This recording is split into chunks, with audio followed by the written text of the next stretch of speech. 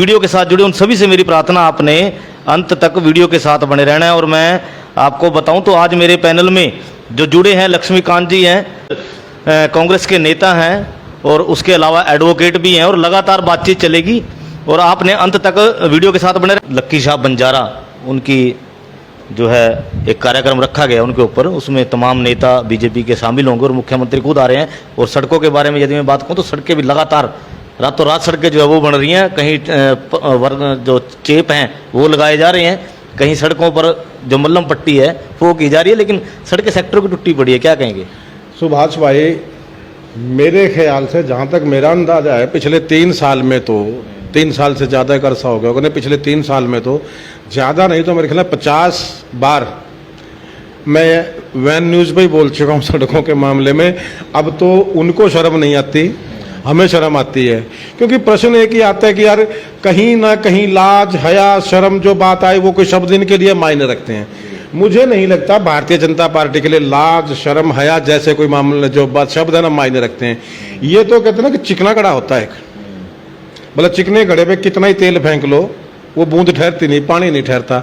ये तो चिकने घड़े से भी कई बार देखा है चिकने घड़े को मैंने कि चिकने घड़े पे भी कोई बूंद ठहर जाती है कई बार, लेकिन ये तो साफ पता नहीं कौन से घड़े हैं, किस टाइप के घड़े हैं, कौन से कुम्हार ने बनाए हैं, कौन सी भट्टी में तपे हैं। ये तो कमाल की आइटम है भारतीय जनता पार्टी के लोग, दिन में ठहरता ही कुछ नहीं है। क्योंकि जो सड़क पे जो वर्क चल रहा है सिर्फ वहीं तक चल रहा है जहां पर सलालपुर रोड की मंडी, जहां से मुख्यमंत्री का काफिला निकलना है, लेकिन लोगों का ये कहना जी पूरा सलालपुर रोड टूटा पड़ा, आगे ही बना दो कम से कम। मैं वही बात कर रहा, क्या होता है साहब, अब लोग मजाक उड़ाने लग गए, अब लोग मजाक उड़ाने लग गए हैं।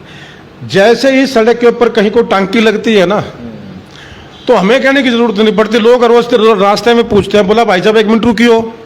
मैं कहा भाई ठीक ठाक है, बोला ठीक ठाक हूँ, कोई दिक्कत है? ना जी कोई परेशानी है? नहीं, ना जी। फिर क्यों रोक लिया यार? बोला नहीं यूँ पूछना था, बोला कल मुख्यमंत्री आवे के। मैं बोला यार पता नहीं भाई, मेरे को तो बेरा नहीं है, मुख्यमंत्री भाजपा का है तो उनसे पूछ लो। वो बोला नहीं कुछ तो बात होगी। मैं कहा बात क्या, तू बताना। बोला सड़क पर टांकियां लग रही हैं। तो मतलब ये निशानी बन गई कि जब सड़क पर टांकी लगेगी तो समझ लो मुख्यमंत्री कुरुक्षेत्र आ रहा है। 30 तारीख को आदरणीय मोहन भागवत जी, जिनके कदमों के अंदर पूरी भारत सरकार बिछी हुई थी, मैं पूछना चाहता हूं नरेंद्र मोदी और मनोहर लाल खट्टर साहब से कि मोहन भागवत क्या इस देश का राष्ट्रपति है, या मोहन भागवत सरकार का कोई मुखिया है, या मोहन भागवत के पास कोई संवैधानिक पद है कि उनको राजकीय सम्मान आप दे रहे हो, उनके लिए सड़कें बना रहे हो, उनके लिए सुरक्षा की दृष्टि से सारे इंतजाम किए जा रहे हैं? क्यों भाई, क्या है मोहन भागवत? एक संगठन का सोशल संगठन है ये कहते हैं। भारतीय जनता पार्टी के लोग कहते हैं कि आरएसएस गैर राजनीतिक संगठन है, भगवान परशुराम सेवा दल भी गैर राजनीतिक संगठन है, मैं उसका प्रधान रहा हूं, आज भी हमारा एक साथी भगवान परशुराम सेवा दल का अध्यक्ष है, और भी बहुत सी शहर में संस्थाएं हैं। क्या उनके प्रेसिडेंट के लिए भी सड़कें बनती हैं जब वो शहर में निकलते हैं? क्या उनके जो उन संस्थाओं के जो अध्यक्ष हैं, चाहे वो राष्ट्रीय स्तर के हैं चाहे वो राज्य स्तर के हैं, क्या उनके लिए सुरक्षा के इंतजाम किए जाते हैं? जो ये क्या नाम है इनका, भवन है क्या, पता नहीं मोहन है, कौन से भागवत हैं ये भागवत साहब के लिए किया जाता है क्या? मतलब इन्हीं के लिए क्यों, किस लिए? 23 तारीख को पूरे कुरुक्षेत्र को आपने ब्लॉक कर लिया और पूरी सड़कों पे टांकियां लग रही हैं। टांकी कौन सड़क पे लग रही है भाई? बोला उसी सड़क पे जहां से भागवत बनी है, पहले बनी हुई है, अच्छी भली बनी हुई है, लोग भी कह रहे हैं। अब प्रश्न ये है सुभाष भाई, 30 तारीख को मोहन भागवत और मनोहर लाल खट्टर आए, सड़कों पर टांकियां लगा दी गई, लगा दी कोई, चलो लगा दी भाई कोई बात नहीं, बनानी तो तुम्हारे बस की है नहीं, टांकियां हिलाओगे। अच्छा एक और है, टांकी लगाने का भी बड़ा अजीब मामला है साहब। टांकी भी पट्टे ऐसे नहीं लगाते जो 4 दिन चल जाएगी, काला रंग लेते हैं, रेते बजरी को मिक्स करते हैं अपने आप पे और काले रंग में घोल के, और जहां वो टूट रही है ना उसके ऊपर डाल देते हैं। पीछे से कोई वाहन निकल जाता है, बजरी सारी उतर के वाहन के शीशे पर, और वाहन के शीशे और क्रैक हो जाते हैं। कल मेरी कार का अगला शीशा क्रैक हुआ और मुझे याद आया कौन सी बजरी थी, मगर भागवत वाली बजरी थी। एक ने भाई ने पूछा ना मेरे साथ, बोले ना बजरी करता है, मगर भागवत वाली बजरी है। हाँ, इस पे तो ऊपर लेप लगाया था पूरी सड़क पे, पूरी सड़क की काली कर दी, टांकी नहीं लगाई, पूरी सड़क काली कर दी। तो उन्होंने मेरे से पूछा, बोला भागवत वाली बजरी कैसी? मगर भागवत साहब आए थे यहाँ बजरी फेंके थे ये लोग, इन लोगों ने फेंकी थी, वो बजरी अपने कार के शीशे, भाई मेरा टूटा खड़ा है पीछे, आज मैं दिखाऊं तो आपको, कार के शीशे में क्रैक आ गया, वो मोहन भागवत जी की बजरी से। तो मैं सवाल ये है खट्टर साहब से कि 30 तारीख को आप भी आए हो, भागवत साहब भी आए हैं, पूरा अमला जमला भारतीय जनता पार्टी का है, तो एक हफ्ते के बाद आप फिर कुरुक्षेत्र आ रहे हो और उन्हीं सड़कों पर उसी रास्ते से आ रहे हो। कमाल है, उसी रास्ते से उन्हीं सड़क पर मनोहर लाल खट्टर एक हफ्ते के बाद आते हैं। ऐसी कौन सी नौबत आ गई भाई कि उस सड़क को फिर आपको टांकी लगानी पड़गी, और अगर आज टांकी लगा रही है तो एक हफ्ता पहले क्या लगाई थी और उसका हिसाब कौन देगा? ये इस शहर की बदकिस्मती है कि यहाँ ऐसा नालायक विधायक है, टोटल प्रशासन नालायक है, पल्ले इनके कुछ है नहीं है, पैसा कमाने पे ये लोग लगे हुए हैं। जिस खट्टर की आप बात करते हैं, लोग बात करते हैं साहब खट्टर तो यूं है, खट्टर तो फलाना है। अरे खट्टर अगर साधु संत आदमी है तो ये तो बता दो यार, ये सड़कों के पैसे जा कहाँ रहे हैं? काली बजरी करके सड़क भर देना, गड्ढे भर देना, यही भारतीय जनता पार्टी का विकास है क्या? बारिश आई, मैं 30 तारीख की बताता हूँ आपको, बड़ा सुंदर वाक्य था और मुझे याद आ गया साहब सच। हमारे वैन न्यूज के एक साथी थे जिन्होंने उस दिन बाई चांस, मैं सेक्टर 10 में था क्योंकि हमारे भी नेता आए हुए थे बाहर से यहाँ पर, तो प्रोग्राम खत्म करने के बाद मैं सेक्टर 10 में चला गया, वहाँ पर अपने ब्रांच ऑफिस में जो वहाँ हमारा है, तो वहाँ पे गया तो वो वैन न्यूज वाले साथी वहाँ पे ऑलरेडी खड़े थे, तो बाई चांस मेरे को मिल गए। तो मामला साहब क्या हुआ कि 30 तारीख को जिन सड़कों पर टांकियां लग रही थी, अब भागवत साहब को बेरा नहीं था, खट्टर साहब को बेरा नहीं था कि बारिश भी आ जाएगी, लेकिन इनकी बदकिस्मती भी है ना कि तब पाप का घड़ा बड़ी जल्दी भरता है, वो भर रहे हैं इनके पीछे से। तो ये टांकियां लगा के गए, ऊपर से राम बरस गया और जैसे ही राम बरसा वह काली से भी धुल गई और काला रंग निकलने के बाद बजरी सफेद सी नजर आ गई अपने आप ही, और जहां इन्होंने थोड़ा लगाया था वो सारी पानी के अंदर बह गई। ये हाल इनके विकास का है। परमात्मा भी इनको सबक दे रहा है बार बार। नहीं, लोगों को यदि किसी को अपनी सड़क बनवानी है किसी भी एरिया में, तो ये कहा जाता है कि मौसम खराब है, भी मौसम खराब है, बनाने का कोई फायदा नहीं है, भी कल को ये सड़क रहेगी नहीं। लेकिन जब किसी वीआईपी ने आना है तो सड़क भाई साहब चाहे मौसम कितना भी खराब हो अब भी बन रही है। पैसे बनते हैं ना, मैंने कहा ना पैसे बनते हैं। क्यों 30, मैंने अभी तो एक बात मैंने कही है कि 30 तारीख और 9 तारीख में कितने दिन का फासला है? 30 तारीख को मोहन भागवत ने आना है, वो सड़कें बना रहे हैं 2 दिन पहले। मुझे याद है कि हमारा धरना था 27 तारीख का, तो जब मैं यहाँ से गया था बाईपास पे, मुझे नहीं पता था बाईगोड की भाई वाकई में कोई भागवत आना है या कोई भी आना है।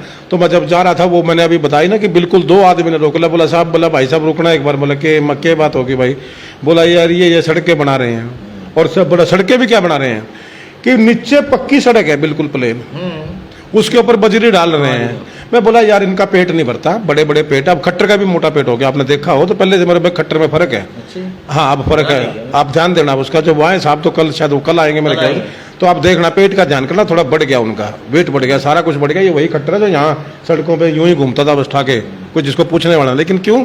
क्योंकि भाई कह रहा ना वो, अब मैं वो शब्दों का प्रयोग कर नहीं सकता, दिक्कत ही है। मैं सभ्य समाज से आता हूँ, सभ्य पार्टी से आता हूँ, लेकिन दुख होता है इन लोगों की हालत देख करके। तो मैं बोला बात क्या है? बोला नहीं बात यह है भाई साहब कि पक्की सड़क के ऊपर बजरे बिछा रहे हैं। तो मगर फिर क्या होगा? बोला जो काम तो खट्टर के आने पर ही हो सके। तो ये लोगों की सोच अब बढ़ चुकी है, लोग समझ चुके हैं इनके बारे में। आपने कहा कि मौसम की दुहाई देते हैं, जब मौसम ठीक था तब कौन सी सड़क बना दी भाई? वही बात आती है कि 8 साल में 8.5 साल के अंदर 6-7 किलोमीटर का टुकड़ा आप बना नहीं पाए। जो बनाते हो वो पानी में बह जाता है। क्यों ऐसा काम करते हो? इन सब लोगों ने बिल्कुल सिर्फ एक उद्देश्य बनाया कि किसी तरीके से, या तो इनको ये पता लग चुका है कि आने वाला टाइम अब आप लोगों का नहीं है, जनता में भेद खुल चुके हैं, लोग बहुत बुरा इनके बारे में बोलते हैं। मैंने अपनी जिंदगी के अंदर 53-54 साल की उम्र मेरी होने वाली है, मैंने बहुत से नेता देखे हैं, बहुत से लोगों के साथ काम भी मैंने किया है, लेकिन कुछ लोग हमारी आइडियोलॉजी से मैच नहीं करते। चौधरी देवीलाल है, दूसरी पार्टी के नेता थे, मैंने उनको भी देखा है, मैंने ओम प्रकाश चौटाला को भी देखा है, मैंने हमारी पार्टी के लोगों को भी देखा है, मैंने भाजपा के लोगों को भी देखा है, रामविलास शर्मा को देखा है, मंगल सेन को देखा है। किसी भी नेता के बारे में इतने वाहियात शब्द मैंने कभी हरियाणा में या हिंदुस्तान में सुने नहीं थे जो देश के प्रधानमंत्री के बारे में, खट्टर के बारे। खट्टर तो घर है कि खट्टर तो है ही नहीं, चीजें कोई नहीं है। तो बेचारा एक वो ना कि काहन मुंह बना के और उसमें तरबूज में कहीं बोला, कई बार वो फिट कर देख रहा, बोला ठाकर अभी एक वो कहीं रहा ना हमारे यहाँ देख रहा, बोला मानस संग टोटे में मानस हो गया। तो कहीं ना कहीं मानसा का टोटा था, वो मानस बना दिया परमात्मा ने। जी। तो वो एक बात है। लेकिन एक बात और आ रही है, क्योंकि यहाँ से विपक्ष तो फिलहाल जो आज की डेट में नजर आ रहा है, क्योंकि नगर परिषद के चुनाव हमारे कुरुक्षेत्र के अभी बचे हुए हैं, तनुजा जी बड़ी मेहनत कर रही है और लगातार डेली किसी न किसी मुद्दे पर जुड़ी हुई हैं और लगातार सुधा जी को घेर रही है। हर रोज तनुजा जी हैं, और सुधा साहब भी पहले भी उसके बारे में, तनुजा जी के बारे में कह चुके हैं भी चश्मे को हटा कर देखो। नहीं, आप चश्मा निशान है ना उसका। जी जी जी जी जी, तनुजा के बारे में क्या कहेंगे, क्योंकि लगातार विपक्ष का रोल वो अदा कर रही है इस टाइम सड़कों पे। देखिए, तनुजा अच्छी लड़की है, अच्छा काम कर रही है। और कोई मेरी एक आदत है, काम करने वाला व्यक्ति किसी पार्टी में हो, किसी दल में हो, मुझे अच्छा लगता है कि चले एक अच्छा इंसान का ही काम कर रहा है। जनता के लिए कोई भी काम करे, सोसाइटी के लिए कोई भी आदमी काम करता है, आप भी किसी के लिए काम करोगे तो योगेश जी हैं, वो भी लगातार आवाज उठा रहे हैं। लेकिन दूसरी बात, देखिए योगेश तो मेरा भाई है, मैं मतलब उस मामले में जाना नहीं, वो आवाजें गलत उठ रही हैं। अच्छा, वो आवाजें गलत हैं, वो गलत आवाजें उठा रहे हैं। योगेश मेरा लाडला भाई है, मैंने उसको पहले भी कहा है कि राजनीति जरूरी है, करनी चाहिए, लेकिन राजनीति कहाँ करनी चाहिए वो देखना चाहिए। आप ऊपर तो समर्थन कर रहे सुभाष सुधा का, आपके दुष्यंत चौटाला साहब सुभाष सुधा का समर्थन करते हैं। वो दुष्यंत चौटाला जी कुरुक्षेत्र आकर के सुभाष सुधा की पीठ थपथपाते हैं। दुष्यंत को कभी कहा है मेरे लाडले ने, योगेश ने, कि भाई क्या कर रहे हो? मेरे दुश्मन को, सुनिए सुभाष भाई, मेरे दुश्मन को आकर के अगर मेरा नेता पीठ थपथपा जाए ना, तो मैं उस नेता के साथ काम नहीं कर सकता जो मेरे दुश्मन की पीठ थपथपाएगा। अरे आप उस आदमी के साथ काम करो जो सुभाष सुधा की पीठ पे हाथ रख के जाता है। योगेश को चाहिए दुष्यंत चौटाला से बात करनी कि साहब थानेश्वर बर्बाद हो गया, यहाँ शोर मचाने से क्या बनता है, यहाँ गीत गाने से क्या बनेगा? हो सकता है योगेश जी ने बात भी कर साहब, अरे बात फिर हुआ, उसका रिजल्ट क्या हुआ? उसका रिजल्ट क्या हुआ? अगर योगेश जी ने बात करी है तो दुष्यंत चौटाला ने क्या रिस्पॉन्स दिया ये बताएं। अब वो तो आज भी उनकी पीठ थपथपाते हैं, आज भी सरकार में शामिल है। कब दुष्यंत ने कहा कि सुभाष सुधा सुधर जा, मैंने तो मैं समर्थन वापस ले लूंगा? ये अच्छा नहीं लगता। वो मेरा भाई है, साथी है, तनुजा कर रही है जो भी कर रहा है, लेकिन मैं एक पूछना चाहता हूं, भाई हम नहीं कर रहे क्या?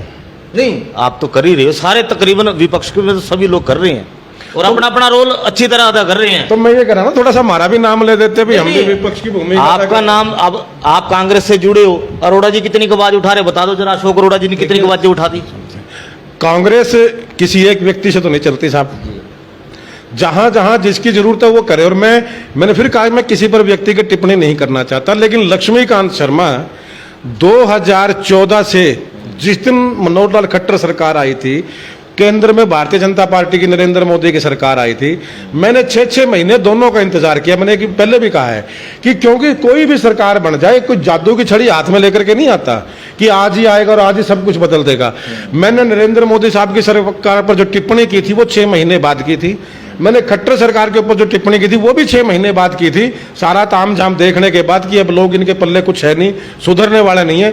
लेकिन लक्ष्मीकांत शर्मा पहले दिन से, ये लोग तो सत्ता के साथ है। देखिए, मैं तनुजा की बात नहीं करता, वो एक अच्छी लड़की है, वो काम कर रही है बहुत बढ़िया। और ये देखिए, राजनीति है साहब, राजनीति का सीधा सा एक अर्थ होता है मेरी नजर में, जो दिखता है वही बिकता है। अगर तनुजा काम नहीं करेगी, घर को उसके जाएगा ना उसको बुलाने के लिए, कोई नहीं जाएगा। वो काम करेगी तो दिखेगी, दिखेगी तो 2 लोग जुड़ेंगे। अच्छा है, करे, कोई दिक्कत नहीं, मुझे कोई दिक्कत नहीं, मुझे तकलीफ नहीं है, वो अपना काम कर रही है। जो दूसरे भाई कर रहे हैं वो अपने जगह काम कर रहे हैं, लेकिन उनकी मेहनत जाया जा रही है, क्योंकि उनके जो सरपरस्त है, जो उनके हुक्मरान है, वो तो उनके दुश्मनों को शह दे रहे हैं। तो जब मैंने भी कहा ना कि मेरा नेता मेरे दुश्मन को शह दे, तो या तो वो मेरे में खोट है या फिर मेरे नेता में खोट है, और दोनों में से अगर किसी में भी खोट है तो वहां उस जगह पर बैठना नहीं चाहिए, ये मेरा वर्चन है। लेकिन इनसे कहीं ज्यादा तनुजा अब आई है, अभी आई है 4-6 महीने से। राजनीति में नहीं है, लेकिन समाज सेवा बहुत पुरानी है। सुनिए, मैं मुझे पता है, मैं देख रहा हूँ 4-6 महीने से वो म्यूनसिपैलिटी का जो चुनाव आया ना, उसके लिए मेहनत कर रही हैं। 1 साल से, 1 साल से लगा। नगर परिषद चुनाव लड़ना इसलिए कर रही हैं। दूसरा भाई भी उसकी इच्छा है, तीसरे की भी अपनी इच्छा, सारे लड़ रहे हैं। लेकिन लक्ष्मीकांत शर्मा तो पहले ही दिन से इस सरकार के खिलाफ खड़ा है, जबकि ना तो उसे नगर परिषद का चुनाव लड़ना, ना उसे यहाँ कोई और यहाँ कोई लाभ देखना, ना कुछ और देखना। सिर्फ और सिर्फ जनता के लिए, हल्के के विकास के लिए, थानेसर के लोगों की लड़ाई के लिए लक्ष्मीकांत शर्मा पहले दिन से पहले स्टेप पर सबसे आगे खड़ा होता है। जहां जरूरत होती है जनता के साथ खड़ा है। मैं वो शख्स हूं भाई साहब, ये अभी मैंने जो कहा ना कि आपने टिप्पणी की, कहा कि वो काम कर रहे हैं, मैंने उसी के ऊपर कहा। मैं उनको बताता हूं, चौधरी भूपेंद्र सिंह हुड्डा मुख्यमंत्री थे, मेरे नेता थे, मैंने उनके साथ काम किया है। लेकिन जब हल्के की दिक्कत आई, हमें ऐसा लगा कि यार मेरे हल्के की जनता के साथ इंसाफ नहीं हो रहा, तो मैं विधायक को छोड़ करके, मैं सांसद को छोड़ करके 10 आदमी खुद लेकर के अपने सीएम के पास गया हूं। उनसे जाके बात की है कि मुख्यमंत्री साहब, प्रधान जी, हम उनको प्रधान जी बोलते थे, कि यहां मेरे हल्के में दिक्कत ये है। तो वो कहते थे यार तेरे एमएलए ने, तेरे एमपी ने तो बताया नहीं। वो जिक्र करते थे। मैंने कहा जी एमएलए एमपी की पता नहीं क्या मजबूरी होगी, लेकिन आप पता करवाओ, मेरे फलां गांव में दिक्कत है, मेरे शहर में यहां दिक्कत है। तो हमारे नेताओं ने उन समस्याओं को दूर किया है, हमारे जैसे लोगों के कहने पर। और आप तो डिप्टी सीएम लिए बैठे हो। डिप्टी सीएम लेने के बाद और यहां झगड़ा किस बात का? अगर ये भाई जो काम कर रहे हैं, मैं अकेले योगेश की बात नहीं करता, ये बहुत जगह का मामला है। अभी इन्होंने आपस में जूत बजाया इनका बीजेपी के साथ, कई जगह बीजेपी ने चेयरमैन खड़े कर दिए, जजपा ने इनके खिलाफ चेयरमैन खड़े किए हैं, लड़े भी हैं आपस में एक दूसरे के साथ। और शाहबाद में जुलूस निकला है कि भाजपा के नेता का बेटा हारता तो जेजेपी के नेता के लड्डू बन रहे हैं, बन रहे हैं ना, बन रहे हैं। तो ऐसे हालात में जो आदमी सरकार से समर्थन वापस नहीं ले सकते, उनके बारे में क्या टिप्पणी करोगे? अरे गैरत जरा हो तो सरकार को समर्थन, जिसके साथ आपके बनती है, आपके मेरे से विचार नहीं मिलते, आप मुझे देख के राजी नहीं, आप कहते हैं लक्ष्मीकांत शर्मा तो बहुत निकम्मा मानस है, तो मेरे पास आते किस लिए हो? क्यों आते हो मेरे पास आप? तो अगर भाजपा को ये लोग भाजपा के साथ मिलकर चुनाव नहीं लड़ सकते, भाजपा से अलग होकर चुनाव लड़ते हैं, और शाहबाद में जिस तरीके से जुलूस निकला, अकेले शाहबाद का नहीं, बहुत सी जगहों का है ये। तो जब इतनी नौबत आ गई है, टोहाना के अंदर क्या नहीं हुआ भाई? इनके कैंडिडेट को किसने हराया? भारतीय जनता पार्टी को लोगों ने हरवाया, किसी और ने थोड़ी हरवाया।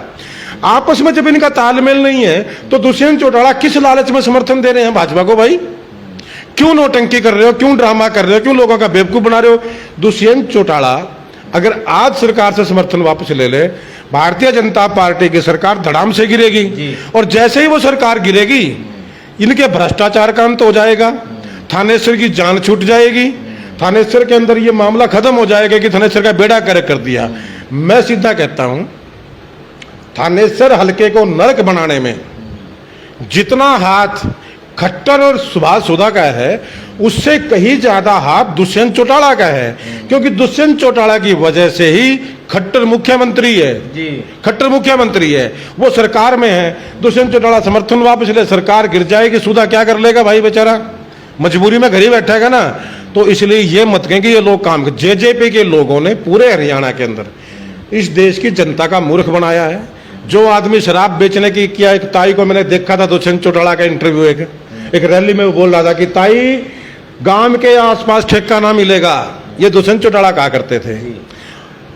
आज दुष्यंत चौटाला खुद ठेके चलवा रहे हैं, तो क्या टिप्पणी करोगे इनके बारे में? मुझे दुख होता है। दुष्यंत चौटाला को मैं बताया, मैंने बहुत पहले सुना था, मुझे अच्छा लगता था। मैंने पहले भी कहा कि काम करने वाला व्यक्ति मुझे अच्छा लगता है। मुझे अच्छा लगता है कि दुष्यंत चौटाला परिवार में एक बच्चा आया है कि जो बहुत आगे तक जा सकता है। लेकिन अब अफसोस और दुख इस बात का आता है कि उस बच्चे ने अपने कैरियर को भारतीय जनता पार्टी के गोद में बैठ करके तबाह कर दिया, स्वाह कर दिया और बर्बाद कर दिया। जेजेपी का नाम लेने वाला नहीं होगा कोई, टिकटें नहीं लेगा कोई, मैं बता रहा हूं आपको, और जीतना तो बहुत दूर की बात है। तो ये मामला सब बनता है। आज अब भी थोड़ा इनको चाहिए कि कहीं सुधर जाएं। और अगर ये थानेश्वर का मामला है ना साहब, ये तो सीधे सीधे मैं दुष्यंत चौटाला को बोलता हूं भाई साहब कि दुष्यंत चौटाला ने इनको समर्थन दिया और इस हल्के को नरक बनवा दिया किसी के भी हाथों। ये मामला जो बनता है जी, तो नरक बना दिया किसी के भी हाथों। सीधी बात कही दुष्यंत चौटाला के लिए। जितने मेरे मित्र इस वीडियो के साथ जुड़े उन सभी का धन्यवाद।